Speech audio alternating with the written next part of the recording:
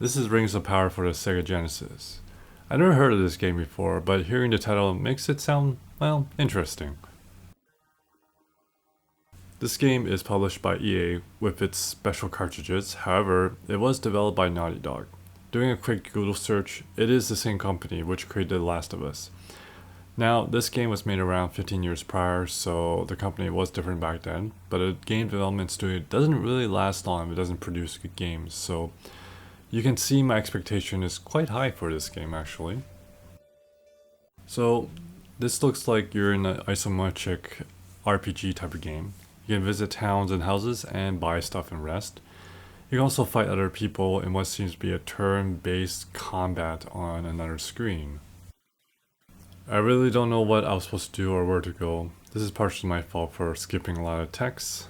Now, the main problem with this game is the frame rate. It is absolutely terrible.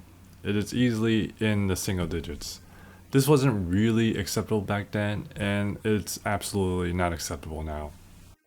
The other main issue with this game is the controls. It is kind of confusing how you move around the map, but because the frame rate is so low, there's actually considerable input lag, which makes the experience even worse. When you try to move to one part of the map, you aren't sure if your input was actually taken or not.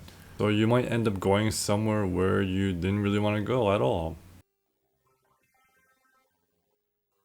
Overall, I think I like the idea of this game for the time. They were trying their shot at an open world game, but the ambitions just wasn't really compatible with the hardware and standards at the time. This game to me is kind of unplayable, and I don't really have the patience for it, so I had to give it a 2 out of 10 to be quite honest.